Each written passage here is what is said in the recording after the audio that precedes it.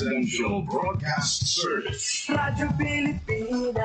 Radyo Publiko ng Bagong Pilipinas para sa Bagong Pilipino. Naghahatid ng mahahalagang balita at impormasyon na guugnay ng pamahalaan sa sambayanan. Tulay sa himpapawid ng serbisyo publiko. Radyo Pilipinas. Radyo Publiko. Ang boses ng Pangulo. Sa Iloilo. Radyo Pilipinas. 585 AM. Usapang Agrikultura. Ang inyong source of daily agri-news. Talakayang siksik sa kaalaman. Atin ay impormasyon mula sa pamahalaan. Pagpapayaman sa ating mga likas na yaman para mas mapaunlad pa ang isa sa mga paunahing kabuhayan sa ating bayan. Usapang Agrikultura. Dito lang sa Radyo Pilipinas.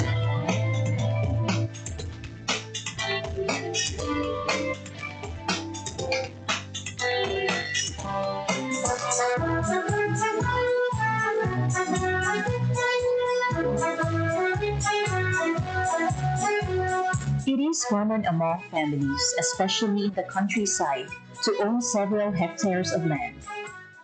Mostly were inherited from the older generation and passed to the later generations. However, as time passes by, only a few of the current generation would have an interest on the vast land they have inherited. When in the early years, the older people are into acquiring vast areas of land, the younger people today would rather work in a rented space to earn a living.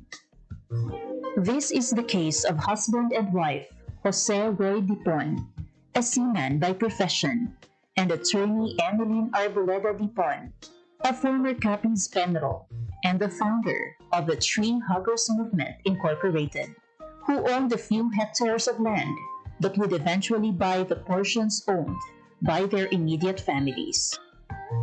They were able to acquire a total of 20 hectares of land.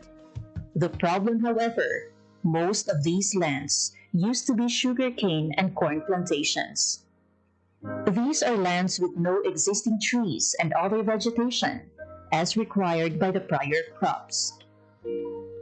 Seeing the sorry state of the land, they decided to start planting it with fruit trees, and with the help of a friend who offered them seedlings of cacao trees under a pay-later scheme, they made the first step of what is now a plantation of more than 3,500 fruit-bearing cacao trees, covering at least 4 hectares of land, and the planting continues today. They have also started planting other fruit-bearing trees. As Jose would say, they planted the cacao trees without any prior knowledge on how to take care of the crop and how to manage it. During the pandemic, Jose decided to stay for good and get serious with farming and cacao planting. He attended several trainings about cacao management and value-adding products. This gave birth to the Dariagan Arboleda and Dipon, or Dad's Farm in Barangay Old Gia, Maayon, Capiz.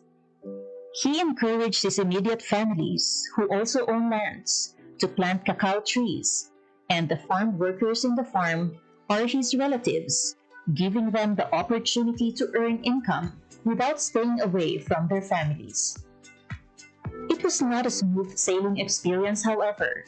They were learning along the process of planting the trees up to its fruit-bearing trees. Typhoon Agaton back in April 2022 battered most of his cacao trees, which made Jose frustrated. It was in one of the trainings sponsored by the Department of Agriculture Western Visayas.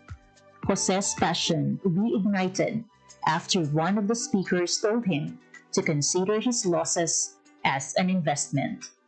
While they have started producing tablea back in 2015, Jose and Emeline decided to start producing chocolates in 2022 after he retired working overseas.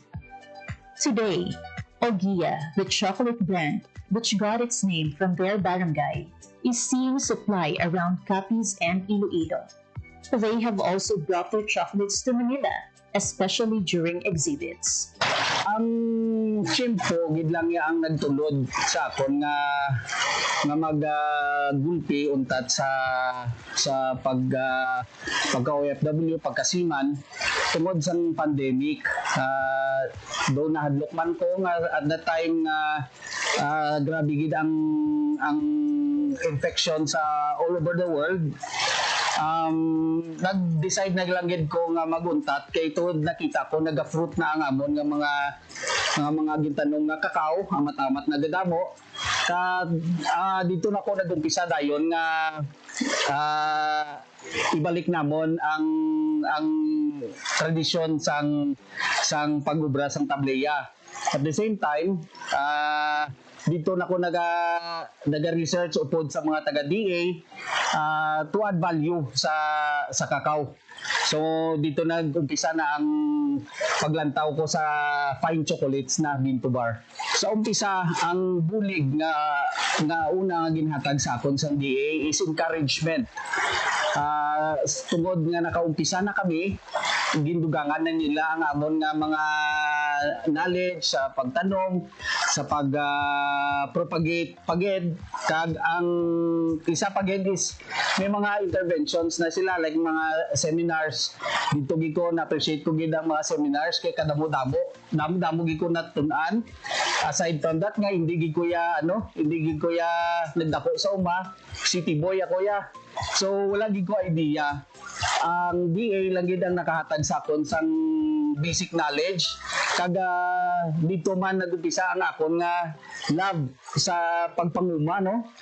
Hindi lang nga mambal naton nga doon napilitan lang kundi nga nagustuhan ko gid kag nahiligan ko na ang pagpanguma.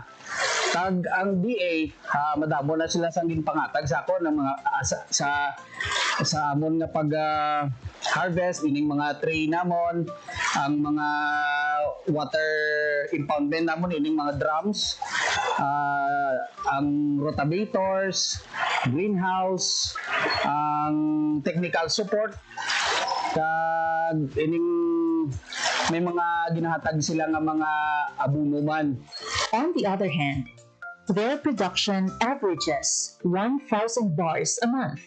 They are now producing 70% dark chocolate, milk chocolate, dark chocolate with nuts, milk chocolate with nuts, white chocolate with cacao nibs, and keto sugar-free chocolate. In the recently concluded Cacao Congress in Cebu City, Dad's Farm Chocolate placed third in the Philippine First Flavored Tableya Making category out of 25 MSMEs in Waterfront Hotel Cebu last July 29, 2024. He infused red mullet, or oven-cooked salmonete, and nipa syrup in his Tableya entry, proving that the chocolates produced in Capiz are now at par with the quality of other established producers across the country. Through the High Value Crops Development Program, or HVCPD, of the Department of Agriculture Western Visayas, Dad's Farm received additional farm support and implements. HVCPD provided them a rotavator, greenhouse, solar plastic, and drums for water storage.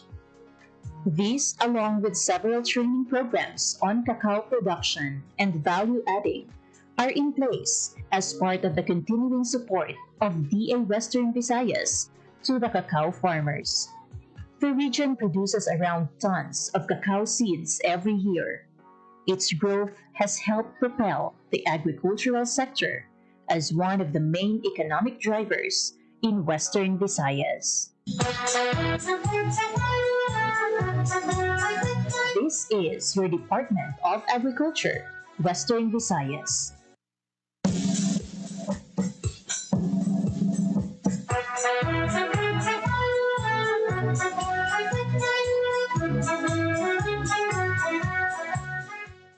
Maayong aga sa aton nga mga tagpalamati, sa aton nga mga viewers via online, sa aton nga Facebook live streaming, sa aton nga mga farmers, sa aton nga mga fisher folk, sa tanan naton nga mga agricultural technician, ang aton man nga mga municipal agriculturist, ang aton provincial agriculturist, and subong man ang aton nga city agriculturist. Ginatamyaw man naton ang Regional Executive Director sa DA Western Visayas, Director Dennis R. Arpia, kag ang aton duha ka Regional Technical Director for Research and Regulation, Director Zarlina B. Cuello, and for Operation and Extensions ang aton nga OIC Director, si Ma'am Maria Teresa Solis, and the rest of the men and women of the Department of Agriculture Western Visayas sa mga attached agencies naton, maayong aga sa aton nga tanan. Isa na naman kaadlaw, panibago nga mga impormasyon ang aton nga pagdiskusyonan, ini may kaangtanan sa pinakabago, pinaka-latest nga mga updates sa National Meat Inspection Service Region 6. Hibaloon naton naging suki na naton sa pila naton ka episode ang NMIS halin pa last year tubtub subong gani subong bago na naman nga adlaw, hibaloon naton ang pinakabago na naman nga mga panugyan o kon mga advisories sa pila ka mga kaupod naton yung mga resource speaker sa aton nga programa subong nga aga. Pag-istoryahan naton, kaupod ang Meat Inspector 3 sa National Meat Inspection Service Region 6, si Ma'am Arfil A. Bactong, Sir Eugene Mark S. Taclas, and si Ma'am Jenny M. Cambe. Sir and Ma'am, greetings sa aton nga mga viewers. Good morning sa tanan. Ayun. And yes, umpisahan na natin ang aton nga interview. Ang una natin nga pamangkot for the ano ang pinakabago, ma'am, no, nga meat safety campaign nga ginlunsar sa NMIS 6 kag diin inigin patigayon. Sa gihapon, Phenomenal Inspection Service nagpadayon sa implementar sa meat safety campaign to protect public health para ma-promote ang hygienic practice sa animal slaughtering kag to ensure safe and quality meat for human consumption. Ang pinaka-latest na mo naging conduct ang meat safety awareness seminar sa July 29, 2025 sa LGU President Rojas Capiz kag sa August 6 sa LGU Putotan. Ang mga nag-attend, ang mga dealer, traders, vendors kag handlers nga halin sa merkado kag roadside vending. Yes, next natin mga mangkot. Ano naman ang mga tema kag mensahe ma'am nga din-promote sa mga kampanya naton sa NMIS 6 subong naman niya nga 2025. So aside from the meat safety awareness advocacy seminar na nabanggit po ni April, meron po kaming tinatawag na Meat Safety Consciousness Week, which is actually ginaganap po the third week ng October. Yes. And actually, this is a month-long, naging month-long activity po siya for the National Meat Inspection Service. And ang tema nito ay kaligtasan ng karne tungo sa bagong Pilipinas. And kasama po sa mga activities na ginagawa ni NMIS ay Meat Safety Advocacy Seminar, kasama po yung Linis Bahay Katayan, tree planting, hanging of streamers, among others. Thank you so much, ma'am. No? Paano naman nag-participar, ma'am, o sir, ang NMIS 6 sa patag naman niya sa animal welfare kag hygiene standards, especially sa aton mga local meat handlers?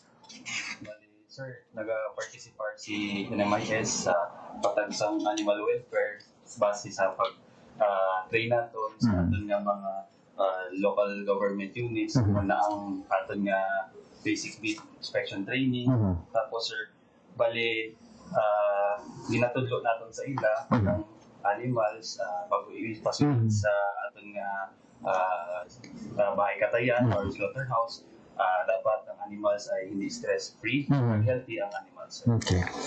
And talking about seminars naman o mga orientation, ano ang mga seminars o orientation events na gin-conduct sa NMIS 6 para naman niya sa aton ng mga meat handlers kag mga market vendors? So yung ating meat safety advocacy seminars, kasama po dyan yung ating meat handlers and meat vendors. And another one na orientation po natin ay yung tinatawag natin na SOMOS or yung Slaughterhouse Operations and Management Orientation Seminar. So isa po sa mga attendees natin dito ay yung ating mga butchers at ang ating meat handlers kung saan binibigyan po sila ng familiarization sa day-to-day operations sa slaughterhouse, kasama po yung functions ng offices, personnel na involved sa management and operations, kasama din po yung humane and hygienic slaughtering procedures and importance na meat inspection, hygiene and sanitation, kasama din po dito yung waste management and record keeping. And at the end of the seminar orientation po, nagkakaroon tayo ng dry run kung saan po makikita ng ating mga butchers and ng ating meat handlers kung paano po yung dapat na pagsagawa ng ating operation inside the slaughterhouse.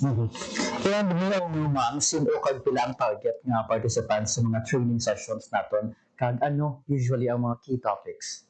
Ang numbers ng target participants naman, nakadepende na siya sa kung pila ang ihatag sa LGU na ipakanda nila. Ang mga key topics naton, specifically sa food safety, number one is pinapakilala ng anay kung sino sa NMIS, kung ano yung function. Next is ang food handling, ang basic traits ng food handlers. Nga ginasiguro naman, may ara sila health certificate, naka-attend sila sa meat safety seminar naman.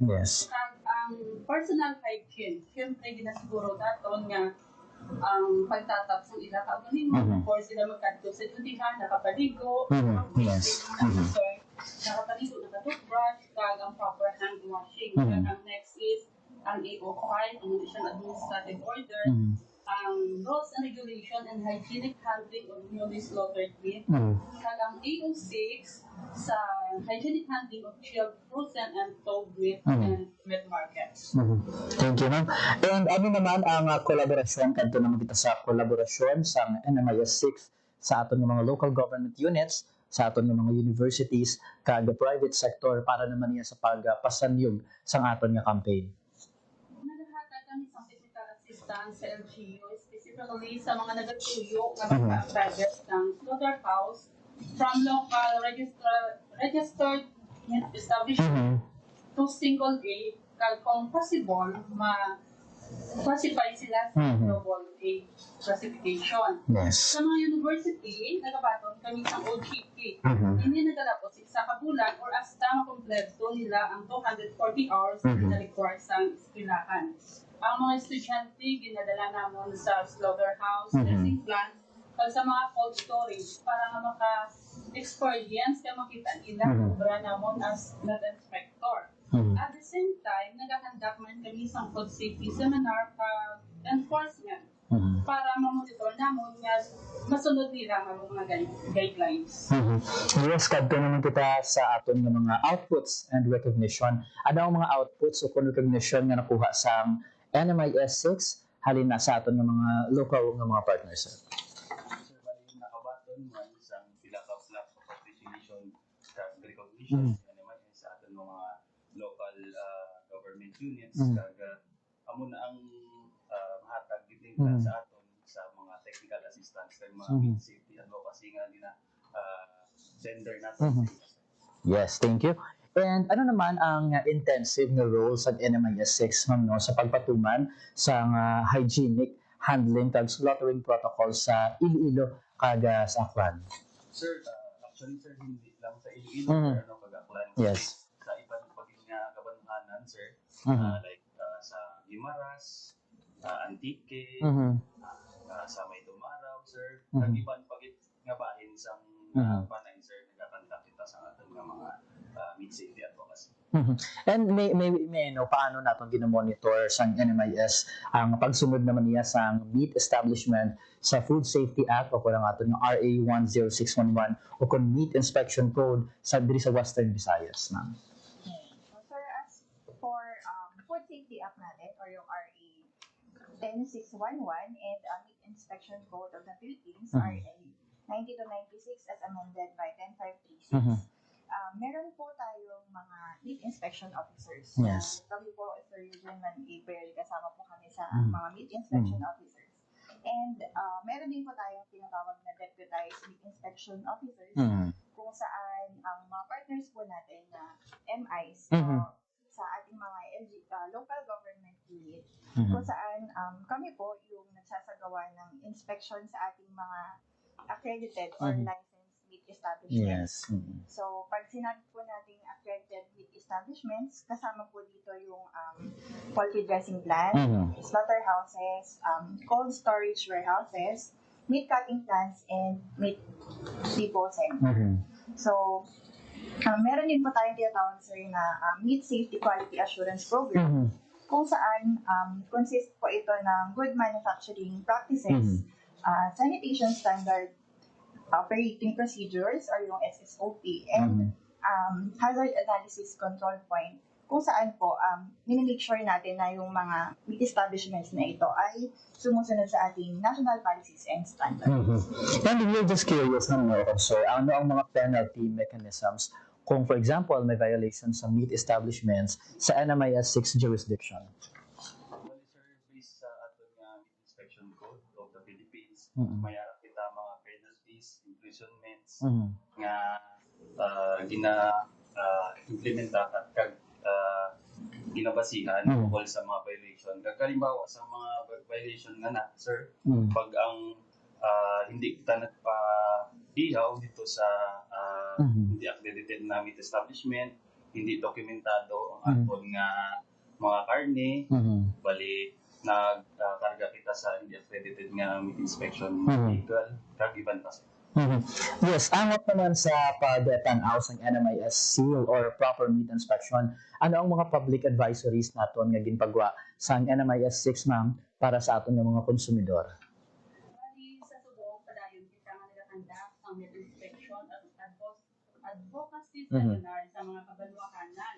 Kung sa dikin ginasulit-sulit, ginanamon hambal sa mga manugbakal sa karne, nga dapat siguraduhon din nila nga may naka-display nga MIC sa aton nga meat inspection certificate para sa local products, kag COMI, Certificate of Meat Inspection supported.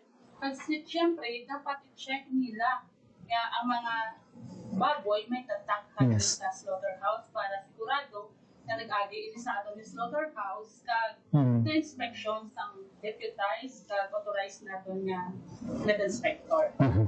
Yes, and ano naman ang aton mga efforts sa NMIS 6 para mapabaskog pa gid naton ang digital transformation kaangay sa MTV registration system o kon inspection workflows.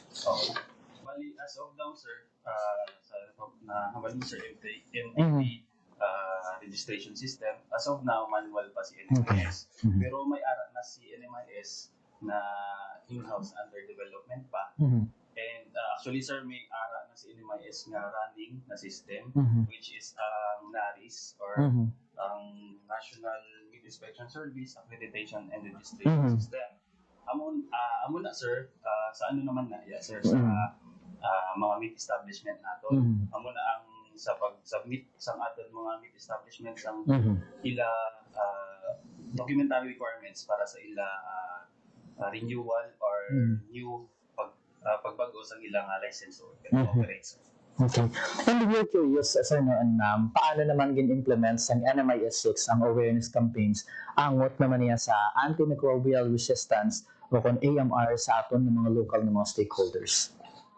As laboratory profile, ang National Inspection Service Laboratory Division may annual scheduled collections ng sample for laboratory tests sa tanan nga accredited na meat establishment. Sa bulig sa plant officer ka deputized meat inspector naton, nag-collect kami sang sample sang intestine nga may fecal content halin sa manok, baboy kag baka.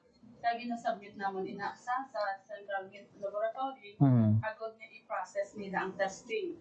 Tapos ang result ginapadala balik diri sa amon kag ginahatagan namon copy ang aton mga meat establishment. And lastly na lang, ano ang mga ginaset na long-term goals o kung target sa NMIS 6 para naman niya sa food safety kag meat inspection sa masunod naman niya ng mga tinuig, sir? So, isa po sa long-term goal ni NMIS for food safety, particularly sa ating meat inspection, ay yung pag-standardize po ng ating mga tinatawag na locally registered meat establishment. So, ang goal po natin is ma-accredit sila or ma-license sila into single A meat establishment Mhm. to AA. So, pag sinabi po nating single A, sinusunod po nila yung minimum adequacy ng livestock and fowls na in-slaughter natin sa slaughterhouses. And within the city or municipality lang po yung distribution niya nito. And then yung sunod na goal po natin from single A ay maging double A standard po sila, which is semi-automated na po yung kanilang facilities, and yung operational procedures po nila ay sufficiently adequate sa pag-slaughter ng ating food animals. And of course po, yung mga meat establishments na ito ay sumusunod po sa ating good manufacturing practices and sanitation standard operating procedures. Yes, there you have it mga ka-agri. Nabatian natin ang pila ka mga updates the latest ng mga progress, especially sa aton ng National Meat Inspection Service dito sa Region 6. And ginapasalamatan mo naton ang aton ng mga resource speakers sa buong aga nga naghatag man kag nag-share sa ilang ihibalo agad nga mapalabot sa aton ng mga local ng mga stakeholders dito sa Western Visayas. Sa masunod na naman ng episode, panibag-o na naman yung topiko ng aton pag-iistoryahan kag makaupod naman naton ang pila ka mga key officials o mga personnel sa nagkalain-lain ng mga attached agencies sa ilalim sa Department of Agriculture, Western Visayas. Sa liwat, ini si John Candelario, gikan sa Regional Agriculture and Fisheries Information Section. Maayong aga sa aton tanan.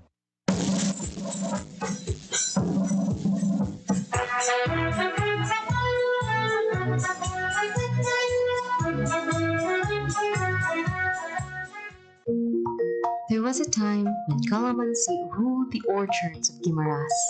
Its scent, its promise, its profit. But as years passed, the trees bore fewer fruits. Pests, aging groves, and changing markets slowly pushed this once booming industry into the background. For decades, calamansi farming was a way of life in Guimaras. Families built homes, sent children to school, and supported communities, all with the help of this small but mighty citrus fruit. But nature had its way. Trees aged, pests spread, and many farmers turned to other crops, hoping for more secure returns. Still, the spirit of calamansi never left, and today, its story is being rewritten. Sa unaya, ang amon nga production sang kalamansi, syempre gamay compare sa subong kay sa unaya yang dapila pa man ang kapuno kag dayon ang amon nga mga bakal sa amin sang kalamansi among nagyapon ang ginadala sa Bacolod kay ginadala sa Iloilo. Dayon nakita man namon nga daw nagaamat-amat man siya nami ang income tungod nga daw damo naman ang nagabakal kay tungod nga damo naman sa mga production sang kalamansi diri sa Guimaras. Ti amo na nga mga processing nga nga production ti amo na nga daw na-expand kami na sang amon nga nga tanong kag nakita man amon nga nami man ang income during sang peak season tapos damo man ang nagabakal di amo na nga maka-income man kami kag mabawi man ang mga gasto sa abono kag sa patanom namon. Ang calamansi grower almost na 7 years starting until now. Ang pagkakalamansi kailangan hands-on tiyaga tapos dedication sa pagkakalamansi. Tapos sa una ang kalamansi sa mga seasonal lang sila compare now. Kailangan may technology nga bago nga technique nga mapabunga mo siya sa off-season. To bring calamansi farming back to life, the Department of Agriculture, through the Provincial Office for Agricultural Services, or POAS, stepped in with more than just seedlings. They brought technical know-how, a roadmap for recovery, and a renewed sense of purpose. From providing quality planting materials to hands-on training in pest management and tree rehabilitation, POAS helped transform struggling orchards into thriving farms once again. Farmers also received post-harvest training and access to support facilities, making sure every fruit harvested is fresh, clean, and ready for the market. Okay. Now, for the specific intervention sa calamansi industry sa probinsya sa Guimaras, the Provincial Office for Agricultural Services is crafting a roadmap dated 2025 to 2029. Now, this roadmap will give the direction sa aton nga calamansi industry sa probinsya by identifying the challenges and what would be the specific intervention would become up. So we conduct focus group discussion with the calamansi growers para nga sa ila mismo magahalin kung ano bala ang problema, ano ang ugat sang problema nila kag amo na siya ang hatagan sang solusyon sang probinsya sang Guimaras. But no intervention works without the hands and hearts of farmers. They are the real drivers of revival. Working together through cooperatives, they embraced better practices. Their dedication is now bearing fruit. Si GBMPC nakabuligid sa calamansi farmers ang Guimaras paagi sa pag-extend sang loan para nga ma-avail sa mga members sa maintenance sang ilang mga calamansi plantation kag nahatagan man sila access sa market na kung sa diin may kita weekly nga cluster scheduling para sa baligya sang ilang mga fresh calamansi sa kay GBMPC. Today, Guimaras farmers are doing more than just selling fresh calamansi. They're creating value. Juices, concentrates, and a variety of delicious delicacies are now part of their product lines. With support and training, they've reached pasalubong centers, groceries, and even online stores. Farming has become agribusiness. Ako isa ka mga calamansi processor sa Barangay Rizal, Hordan, Guimaras. Ang akon nga association, sa Guimaras Herbal Growers Association, kag Poblacion Farmers Association sa Hordan. Mga supplies ng calamansi ginakuha ko sa amon mga members na nagaproduce sa mga calamansi growers. Inspired gid sa akon sa pag-produce ng calamansi, pag-process ng calamansi juice. Amo ang pagbulig sa akon mga member farmers nga pag mag-oversupply ang calamansi, hindi sila madunutan kag hindi makadto sa wastage ang ilang mga product. And along the way, nakita ko ang needs ng kabataan nga kinahanglan ma-avoid nila ang mga sodas. So, nag-decide ako nga mag-supply sa central school, sa mga elementary school children. And nakabulig man, more or less nakabulig na sa akong income. Aside nga ang kabataan, makainom sa healthy drinks. But revival is just the beginning. To keep the momentum, the Department of Agriculture and POAS continues to lead the way, helping farmers integrate calamansi into diversified farms, improving nursery operations, and strengthening market access. It's a long-term vision of sustainability, where tradition meets innovation and every orchard becomes a livelihood for generations. So, in terms of the challenges in the low yield production in calamansi industry in the province, the provincial government procured a farm production inputs like the organic and inorganic fertilizer. So, pag ma-identify na namon si farmer, we're going to go mag-visit sa ilang farm, i-assess namon kung ano ang really nga needs nila. Tapos dira kami maghatag sa amon nga specific nga intervention based on the actual scenario sa ilang farm. through POAS, may ara kami isang naka-reserve nga buffer stocks of the pesticide and insecticide. So, ang himuon ng ni farmer is mag-submit siya sang report nga may infestation sang specific nga peste sa iyang kalamansi, and then ang POAS is magakadto sa ilang farm ka maghatag sang nagakaigo nga technology upod na ang mga pesticide and insecticide. Limited market access. Amo na siya ang isa ka dako gid nga challenges nga ginaatubang sang aton nga kalamansi growers diri sa probinsya. But sa liwat, nagapasalamat kami sa Department of Agriculture through High Value Crops and F2C2 nga sila naghatag sang processing center diri sa isa ka cooperative sa probinsya sang Guimaras. Now, ano ang makabenepisyo sina? So, ang mga farmers naton sang kalamansi growers is direkta nga pwede makabaligya sa cooperative, which is the Guimaras Brethren Multipurpose Cooperative. And then, the Guimaras Brethren Multipurpose Cooperative, amo na siya man ang mag-cater sa other nilang nga supply, kag ginabaligya man na siya outside in the Guimaras. So, ang role ni province is to connect the farmers into the cooperative. From struggle to strength, from decline to resurgence, calamansi in Guimaras is more than just a crop. It's a story of resilience, reinvention, and the enduring spirit of a farming community that never gave up. The future is bright, the fruit is green, and the comeback is real.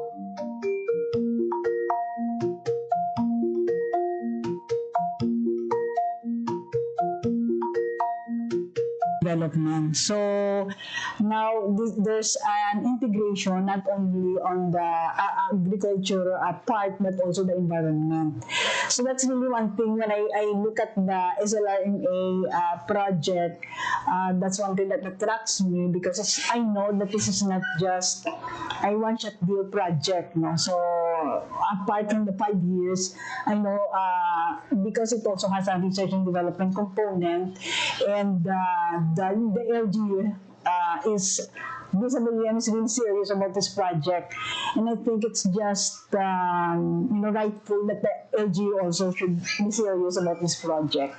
And the third objective is to determine the adoption of soil and water conservation technologies, its benefits to farmers, and environmental impact. So these three are actually embedded in the entire implementation of the project. One thing good about SLRMA, BSWM created a technical and monitoring team to expedite the processes involved in project implementation. So the monitoring team not only conducts monitoring but also provides technical assistance. So every month from the national office, the BSWM team composed of 4 people of different expertise come down to the LGU, go around the project areas, provide the technical support, interact with us, also with the farmers. So that's one good practice of this project. Nakakuha ng pondo na umaabot sa 12 million pesos mula sa Department of Agriculture, Bureau of Soils and Water Management at mula sa Department of Agriculture National Corn Program at naging instrumento sa pagpapabilis ng implementasyon ng proyektong research and development sa mga bukirin ng mga magsasaka. Sa unang taon ng implementasyon, mayroong 13 magsasaka na nakipagtulungan na may kabuuang 20 ektarya ng lupa mula sa barangay Agkokok.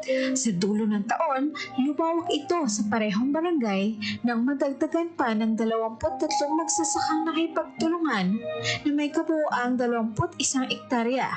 Kabuuang 41 ektarya para sa barangay Agkokok lamang. Yung bago po dumating yung SLRMA dito, sa amin dito, nagmamais na kami dati bago dumating yung project. Kaso lang, yun lang talaga, makikita mo sa mga area namin, mais lang talaga, lahat. Wala ka nang ibang makikita sa area. Tapos, siyempre, hindi din namin alam yung about sa mga tinatawag nilang contouring. 12 anyos ka pa umalot. Isang ora paray. Mais. Dapat lang na sa umadang mais. Mga dagmay, mga balingoy. Ang panawagan mo sa mga kung sino yung mga ayot bulig ba panda.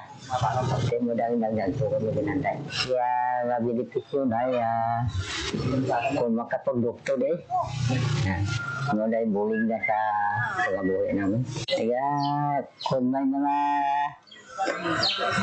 training pa sa dara, siya mo pumigaan ko. May training na na, akto ko nito sa mga art koko. Okay mo na. Kung hindi dyan magkasunod, hindi lang makita mo mula yung mga tanong kay Batuya ka. No, sundon ni mo ay kita mo. Ay kalapad-lapad mga tanong ito sa akin. Ako na gani pag-alto ng Santos na tandaan ko doon mga ginagturan namin to na makabuligid ka naman ito mga tanong nanda. Kaya gusto ko is-good mo anda mo. Ang plasada sa video karon daw lain gaway, suno ka ginbuligan kami sa pagtudlo ba? Sa una, mga kuan mo lang tanong, mga saging, mga kukulangan dyan. Pero karon may mga prutas yung tanong, mga pinya, mga saging, mga baridad ba ng saging? So, nag-amuad mo isipan mo mga tanong nagdugang. Nakikita mo ba na ang ining kinaalam na gintudlo sa inyo sa karon makabulig ini siya or hindi ini siya makabulig sa mga para sa inyo? Makabulig makabulig.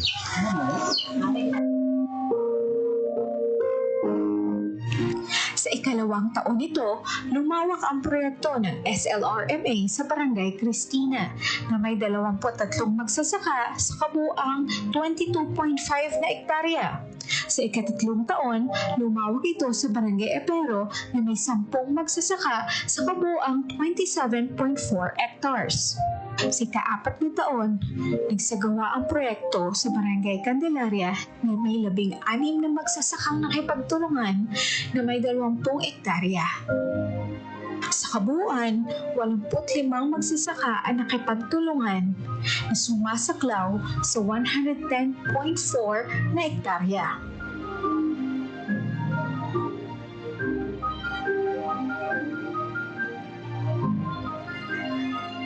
Ako naging OFW, naisip ko, wala mo sa Manila, wala kang area nga dako. So, ang naisip ko, magtanong. Kaya wala mo, dito, ginabakal ang tanan mo. Nagtanungan ko, galing, syempre, ang tanong ko, gulay na sang tanan, sang barangay. Naisip ko na magbalik sa area ko para at least sa area ko, kung gusto ako kakatanong, kung diin ko gusto. Amo na nga, nagpursige gid ako, after ko mag-OFW, mabalik gid ako sa area ko.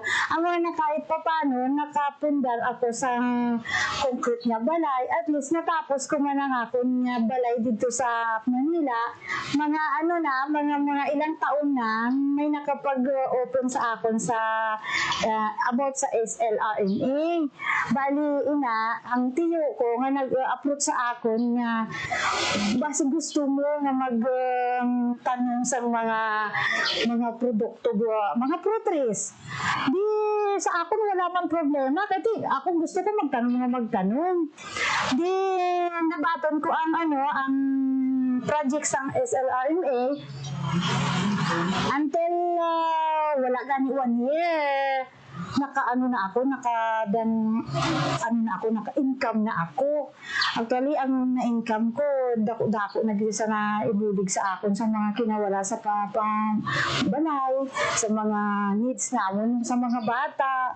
amo na nga dako gid ang pasalamat ko sa SLRMA nga nang amat-amat kay siyempre hindi man gid kadako ang gintao sa SLRMA pero amat-amat nag may ara na bala nga sa mga soccer pero i-expand namon hasta nga until subong hindi pa naman naubos ang 10 hectares nga na pero amat-amat lang kay siyempre kung din lang tong soccer amo lang to ang ginadugang namon sa area naman para namin maubos namon tong 10 hectares dako gid sa nagulig sa akon sa mga training sa mga contouring sa mga about sa mga eco na farming dako gid actually sa processing sa amon mga seminar nakaano kami sa processing sa mga prutas about sa paghimo sa chocolate from cacao fruits saging to banana chips tapos sa kalamansi to juice dako gid sa naibulig kay actually gina-adapt ko kag ginahimo ko gid para sa mga bata dako nga bulig ang sa SLRMA nga natudlo gid sa akon about sa contouring kung gaano kalayo kag kung paano magtanom kag paano mo maalagaan ang isang puno like banana dako gid nga naibulig sa akon kung saan mo kuwaon nga sucker saan gaano kadako kag pila ka bulan ang sang saging dako gid kaya nga gusto ko kung may pagkakataon na gusto ko ibulig ko sa iba ang kaalaman ko na willing ako na magtao sa kaalaman ko nga natutunan ko sa SLRMA dapat ko na nang gintudlo sa imo dapat hindi mo na nga sa isip at sa puso mo dapat para sa ulihi i-apply mo sa imo nga pangabuhi nga kung ano yung natutunan mo sa gintudlo sa SLRMA. Ang contouring ay isang matagal ng epektibong pamamaraan sa pagsasaka. Ito ay tumutulong sa pagprotekta ng lupa laban sa pagkaubos at pagkaguho. Ang proyektong SLRMA ay nakatuon din sa pagbibigay ng mga farm inputs para sa produksyon ng mga magsasaka.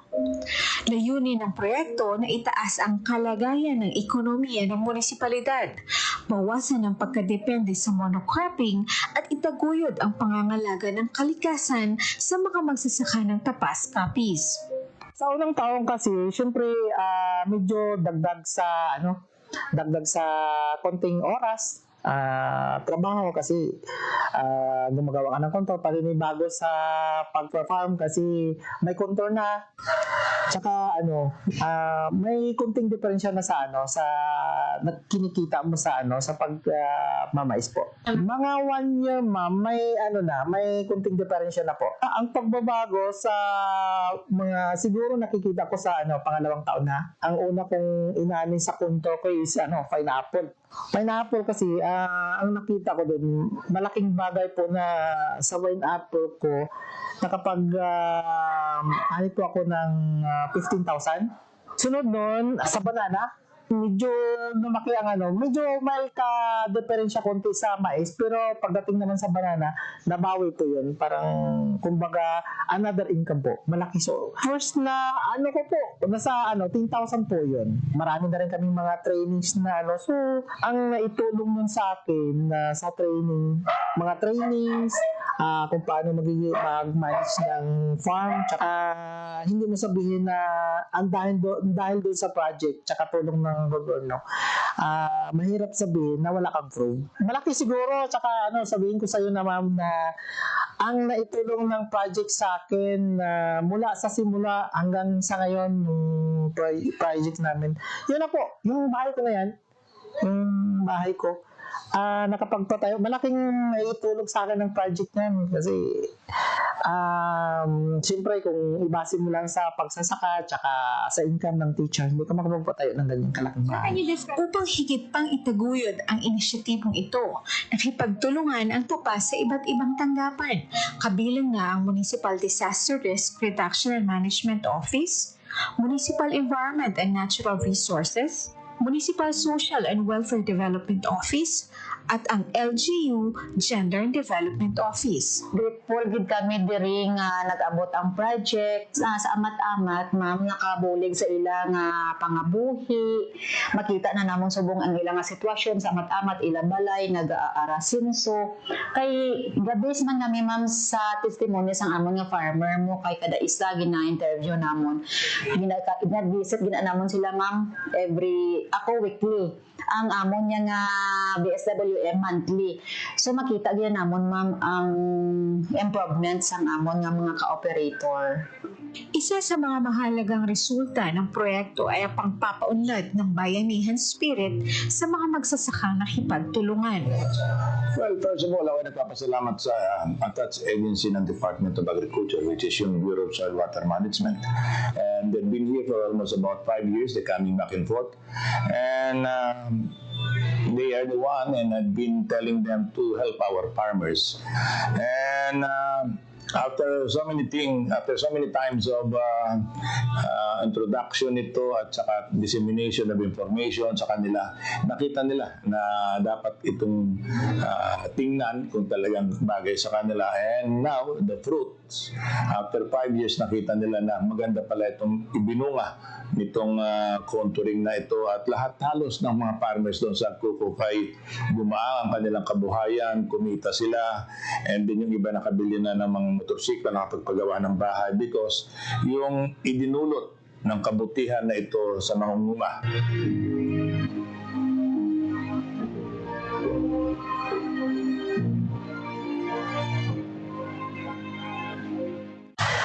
Malaki po ang pasasalamat ko sa mga taga-BSWM department dahil po doon sa proyekto ninyo po. Malaki pong tulong at saka pagbabago ng pamumuhay namin mag-asawa. Gaya ng dyan, kung makikita ninyo yung sa akin, maliit lang yung dyan, ma'am, yung pinapakita ko sa inyo, maliit lang yan, nasa 0.4 lang yan. Pero ang income niyan sa isang taon, sasabihin ko sa'yo, mahigit mga 50,000 yan. Ang income niyan. Maliit na nga yan, ma'am, kasi ano yan eh, kumbaga integrated talaga. May kalamansi, saging, kakao, mais, may mga talong, may mga ano din yan. Basta marami po yun, ma'am. Malaki talagang pasasalamat ko sa taga-BSWM dahil sa mga trainings na pinarating nila kasi dahil doon marami kami natutunan, lalo-lalo na ako. Ako, ma'am, lahat na trainings ko, ina-apply ko yun. Lalo-lalo yung mga pumupunta kami sa ibang lugar para lang mag-observe. Makita yung mga kung anong klase ang pagiging farmer doon sa isang pagsasaka doon sa ibang lugar. Ay na-absorb ko yun tapos ina-apply ko sa sarili ko. Kaya nga sabi ko din, may pangarap din ako na sana gusto ko rin sana na lahat na farmer sundin at gayahin yung project ng Michelle Remain, lalong-lalo na dito sa akin. Pag ganito, kahit konting area lang, kahit hindi umabot ng 1 hektar, sigurado ako pag ganito ang gagawin ng isang farmer sa farm nila, sigurado ako malaking naitulong yun sa hanap buhay talaga. Ang bayan ng Tapas ay patungo na sa pagiging isang bayan na kilala sa produksyon ng organikong agrikultura. Isang positibong hakbang patungo sa sustainable at environmentally friendly na pamamaraan ng pagsasaka. And from day one ako umupo, sabi ko, let's organize yung Barangay Farmers Association sa 58 barangays. Yan kagad ang inuna ko. Na let's organize that because that is the key important for us to give them the complete and reliable information about what is needed sa kanilang lupa. Madalas kami nakikipag-meeting, kaya pinakausap ko itong mga farmers. At ako'y nagpapasalamat din sa mga ayudang itinutulong sa amin ng Department of Agriculture. Okay? At ito ay isa ring paraan na makatulong din sa kanila. But sometimes, sabi ko nga, if it's possible na yung tulong na ibinababa sa amin dito, pinakamaganda niyan kung mag-uusap-usap muna tayo rito at malaman kung ano ba talaga ang kinakailangan namin dito. And sinasabi ko ito dahil mahal ko talaga ang mga farmers. Okay? Ito ang kabuhayan namin dito sa munisipalidad ng Tapas. Halos lahat dito ang alam na hanap buhay ay ang pagtatanim. Okay? At dito ko ibinubuhos ang aking nalalaman at pasalamat ako at nandiyan yung aking mga empleyado na sa Department of Agriculture na hindi sumusurrender in spite of the fact na yung terrain namin dito ay napakahirap. The weather is another one. Unpredictable ang weather dito. And yet, nakikita nyo naman siguro ang resulta na from nothing, we were able to develop something. Okay? And hindi kami titigil hanggang dyan lang ang maabot nila. Sabi ko nga from the start, gusto ko itong maging modelo na maging self-reliant, masustain nila lahat ang aming ginagawa dito at kung po pwede, ay kami ang magpakain sa buong Pilipinas, which kung kakayanin, ay talagang hindi naman imposible ito dahil sa laki at lawak ng aming lupa.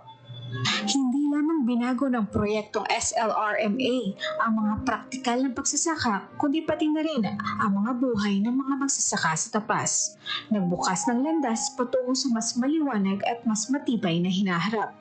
Habang tinitingnan natin ang hinaharap, tumayo ang Tapas bilang patunay kung ano ang maaaring maabot sa pamamagitan ng pagtutulungan, dedikasyon at pagtitiwala sa mga kalikasan na pag-unlad.